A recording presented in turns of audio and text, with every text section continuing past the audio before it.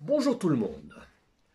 Eh bien, j'espère que vous allez toujours tous bien. Ouais, je sais, je commence toujours en disant ça, mais je vais quand même pas commencer en disant j'espère que vous n'allez pas bien, ça serait un peu bizarre. Donc, j'espère que vous allez toujours bien. Alors, avant de commencer la vidéo proprement dite, je voulais juste dire, voilà, j'ai constaté que les deux dernières vidéos que j'ai faites, j'ai eu beaucoup moins de retours que par rapport aux précédentes. Alors, je voulais juste savoir si c'était parce que vous aviez trouvé que ces vidéos avaient moins d'intérêt ou bien parce que vous n'avez pas eu le temps ou je ne sais pas. Donc, ce n'est pas du tout un reproche, hein, simplement que j'aime bien de savoir. Donc, si vous pouviez, à l'occasion, vous m'envoyez un petit mail et vous me dites, bah non, nous on préférerait plutôt aborder tel sujet ou tel sujet. Donc, on voit ce qu'on peut faire, hein, tant qu'on ne peut pas refaire des ateliers en vrai, c'est pas forcément évident. Donc voilà, si à l'occasion vous pouviez m'envoyer un petit message pour me dire, voilà, ça m'intéresserait. Mais ceci dit, on va quand même travailler un peu sérieusement. Donc aujourd'hui, je vais plutôt même partir dans quelque chose de plutôt théorique, à savoir que nous allons aborder les proportions du visage. Voilà, c'est toujours intéressant de savoir, même si peut-être que certains, certaines savent déjà en gros comment ça fonctionne, mais je pense que c'est quand même pas mal de revenir un peu là-dessus. Donc, alors, dans un premier temps, on va surtout s'attarder à un visage humain, bien entendu. On va partir d'un visage adulte, parce que il y a des différences quand même par rapport au visage d'enfant.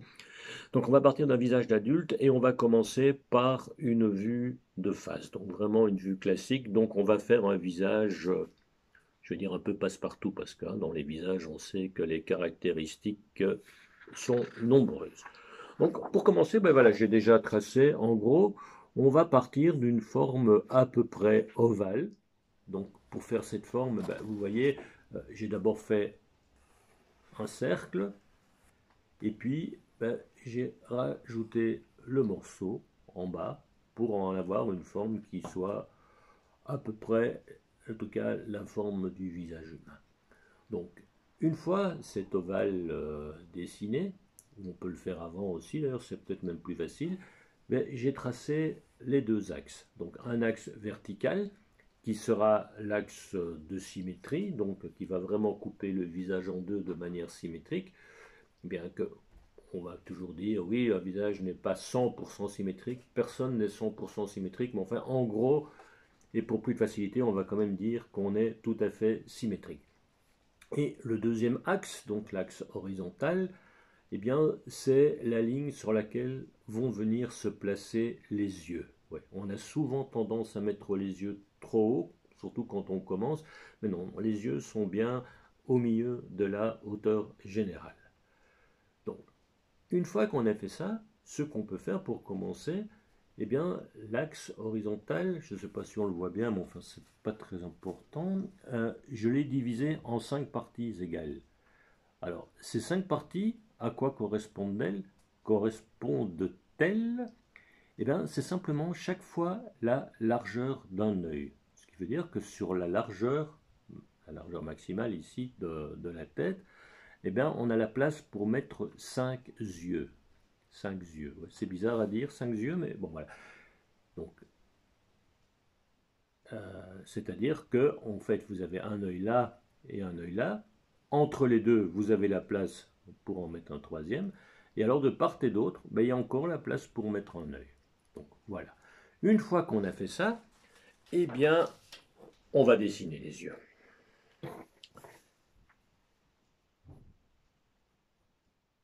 Voilà, je les place. Je les fais schématiques, hein, parce que bon, c'est pas la peine, c'est pas non plus un portrait que je fais. Je mets simplement la forme, voilà, des yeux à peu près en amont, bien les placer sur l'axe. Et à partir du coin des yeux, ici, je vais descendre une verticale à chaque coin d'œil. Voilà. ça c'est fait. Donc voilà, là j'ai dessiné la forme de deux yeux. Donc vous voyez ici, il y a l'espace pour mettre un œil. Et puis là, si on voulait, on pourrait encore en mettre un de chaque côté. Alors les deux verticales que j'ai descendues ici, en fait, elles vont déterminer la largeur du nez. Enfin, quand je dis du nez, c'est pas de la partie ici du nez, c'est la largeur au niveau des arêtes des narines. Donc ça toujours, l'arête de la narine va arriver au coin de l'œil. Donc maintenant, donc, on va dessiner le nez en partant de ces lignes-ci. Alors la base du nez arrive un peu plus haut quand même que la moitié. Donc ici, que la moitié de la moitié. Hein, donc soyons clairs. Donc la base du nez va arriver à peu près là. Donc ça, on va mesurer. Donc je vais dessiner le nez. Ici aussi, je fais quelque chose d'assez passe-partout parce que bon, tous les nez ne sont pas semblables. Voilà, simplement un petit arrondi.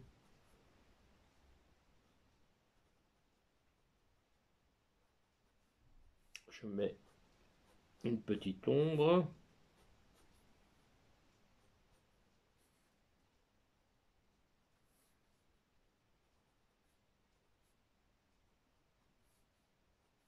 Voilà.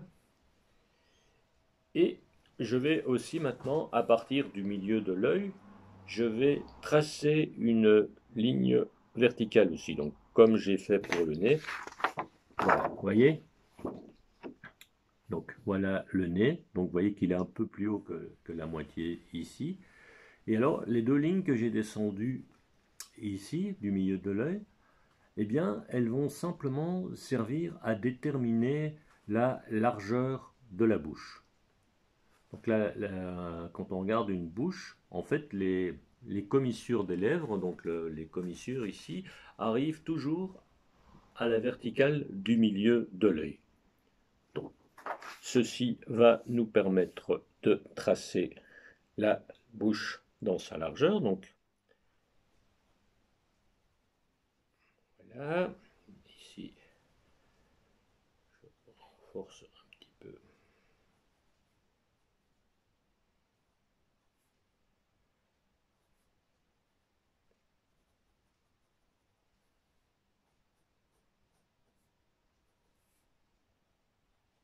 Alors,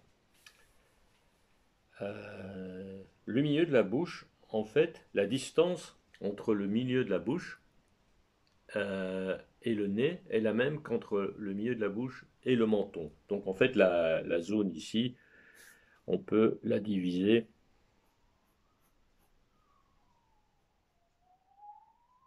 Alors pour faire la bouche, en fait, la lèvre supérieure, si vous voulez, a un peu la forme d'un M majuscule qui serait un petit peu aplati. Et le milieu, la ligne du milieu, donc la ligne entre les deux lèvres, eh ben, elle aussi, on peut la comparer à un M un peu aplati, mais encore plus aplati. Voilà. Par contre, la lèvre inférieure, ben, le creux, lui, est dans l'autre sens. Voilà. Alors j'ai placé les oreilles aussi, tant que j'y suis. Alors les oreilles, c'est pas compliqué. Le bas de l'oreille vient à hauteur du bas du nez et le dessus de l'oreille vient un tout petit peu au-dessus de la ligne des yeux. En réalité, l'oreille a la taille du nez. Voilà, donc là, je les trace sans mettre de détails parce que de face, de toute façon, on ne voit pas énormément. Ouais, voilà, ça c'est pas mal.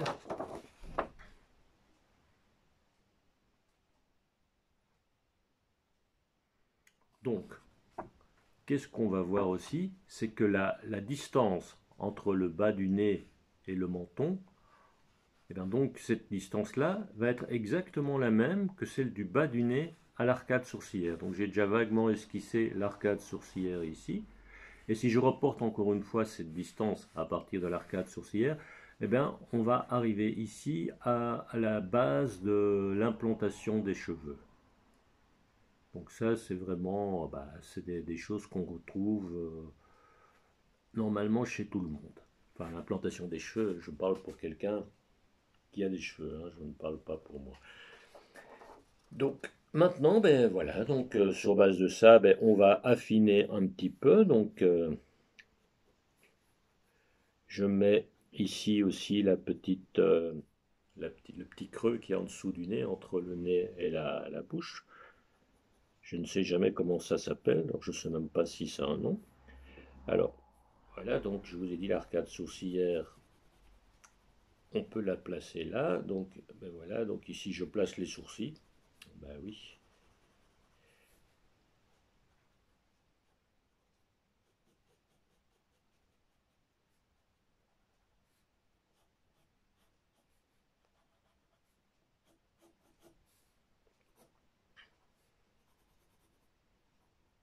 De face, les oreilles, on voit pas grand-chose, hein, donc on met juste une petite courbe ici pour suggérer. Voilà, je suggère un petit peu les pommettes. Ça, c'est quand même toujours pas mal. Voilà.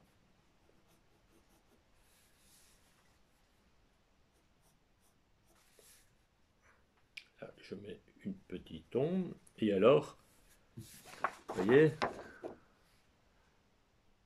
ça commence quand même à prendre déjà un peu plus de caractère, bien que j'essaye quand même de faire un visage qui n'ait pas trop d'expression. C'est vraiment un visage passe-partout. Il est évident que ce qui est intéressant quand on dessine des visages, c'est de dessiner les caractéristiques, mais ici c'est juste pour vous permettre de construire correctement le visage.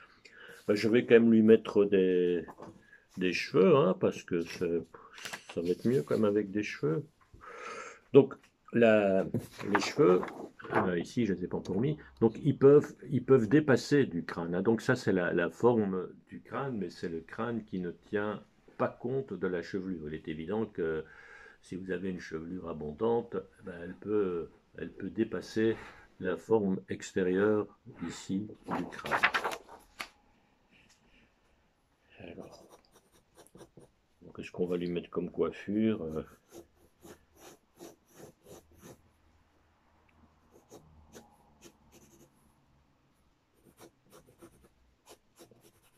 Mais je laisse quand même les constructions apparentes, donc même si la ligne dépasse, ben, c'est pas grave, hein.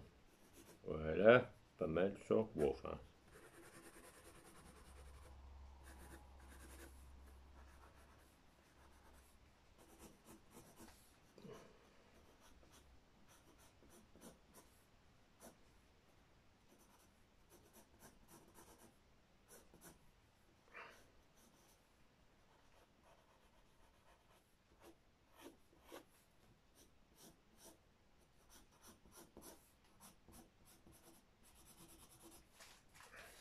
voilà, ici je lui ai mis des cheveux. Bon, j'ai une coiffure un peu passe-partout aussi.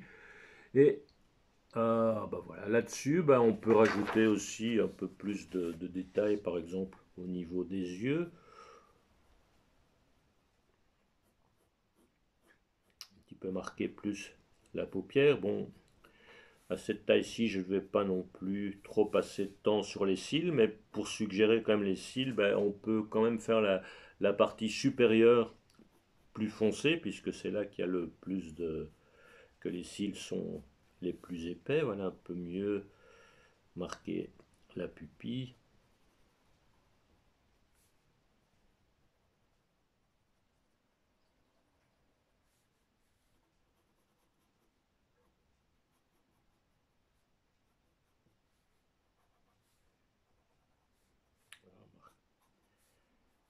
Pli.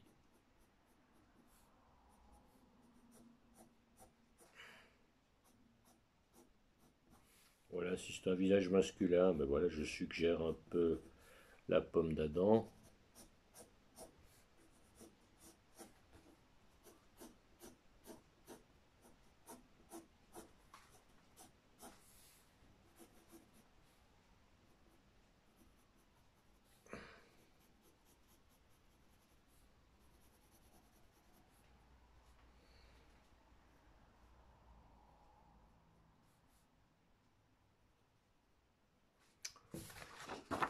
Voilà.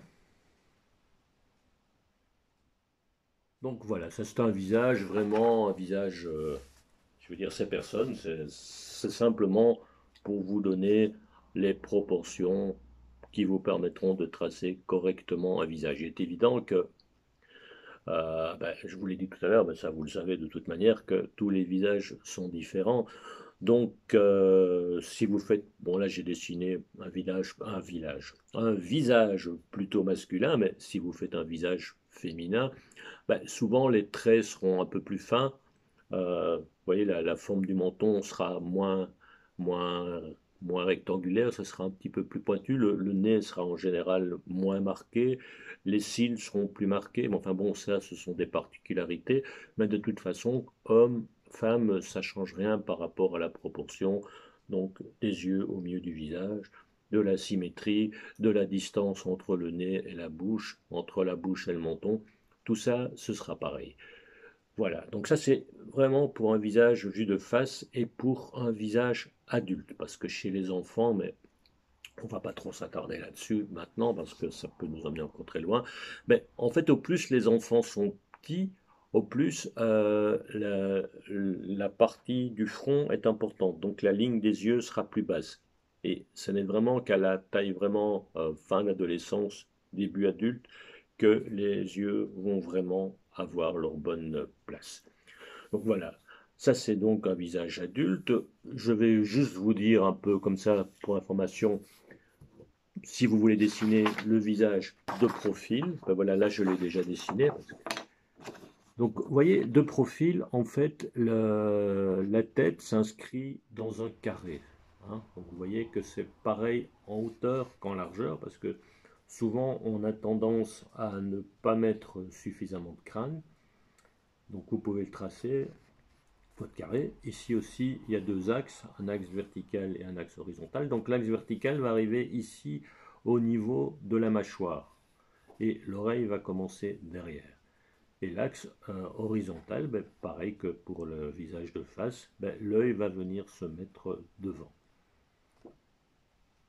Donc ça, c'est important de garder ce côté carré pour que le personnage ait suffisamment de crâne. Alors, il y a encore une troisième façon de voir, enfin il y en a plusieurs, mais et celle qui me paraît la plus intéressante quand on dessine un personnage, c'est de dessiner le personnage de trois quarts. Vous allez voir, si vous faites un portrait, c'est pas en mettant le personnage de face qui va être le plus intéressant, parce que de face, forcément, c'est plus plat, et de profil, forcément, il y a moins d'expression, vu que on ne voit qu'un œil déjà, on ne voit que la moitié de la bouche. Donc, le plus intéressant est de le faire de trois quarts. Enfin bon, ça, je m'y attarderai peut-être plus une autre fois, mais je vous ai quand même dessiné la forme déjà euh, pour que pour qu'on comprenne bien le volume. Parce que c'est en ça que c'est intéressant de dessiner le personnage de trois quarts, c'est pardon, de donner du volume. Vous voyez directement, ici j'ai même encore rien dessiné du tout, mais directement on sent qu'il y a plus de volume. Donc c'est vraiment partir d'un cercle, mais ici déjà sur le côté de ce cercle, dessiner une valle qui va vraiment suggérer la partie de la tempe. Et alors évidemment, quand le visage est vu de trois quarts, l'axe, il sera plus droit en fait. Hein. L'axe va être courbe, il va épouser la forme ici. Et l'axe ici, il va venir là. Donc ça, je l'ai divisé en trois aussi. Donc en fait, ça représente l'arcade sourcilière. Donc vous avez, si vous, la même chose que dans le visage de face. Hein. Donc du menton à la base du nez à l'arcade sourcilière et de l'arcade sourcilière à la naissance des cheveux, eh bien c'est exactement la même distance. Voilà. Donc ça c'est vraiment le schéma de base. Et alors là je l'ai déjà fait parce que voilà, on ne va pas durer 3 heures là-dessus non plus. Et donc vous voyez, ici j'ai placé, donc c'est le même que ça, hein. J'ai fait deux dessins différents, mais c'est le même, vous voyez là. Et puis là, c'est un peu, non là, c'est un peu creusé. Et puis bon, les yeux seront toujours au milieu. Donc l'oreille sera assez bien en arrière. Et puis pour le reste, voilà, j'ai mis déjà un petit peu d'ombre pour renforcer le volume. Voilà. Eh bien, pour cette vidéo-ci, bah, on va en rester là. Donc, bah, si ça vous intéresse, ces histoires de proportions, on peut très bien en refaire une autre, que ce soit sur le visage ou même sur l'ensemble du corps. Ça peut être intéressant aussi. Donc, vous n'hésitez pas. Bah, déjà, si vous faites quelques dessins, même si vous n'en faites qu'un, bah, vous m'envoyez toujours une petite photo, comme d'habitude. Et ben, sinon, vous m'envoyez aussi, même si vous ne l'avez pas fait, vous pouvez m'envoyer un petit mail pour me dire, tiens, voilà, moi je ne l'ai pas fait parce que ça m'intéresse pas, ou parce que si, parce que ça, et je préférerais qu'on fasse plutôt ceci ou plutôt cela. Donc, je tiendrai compte de vos remarques. Voilà. Eh bien, donc je vous dis à bientôt et travaillez bien. Au revoir.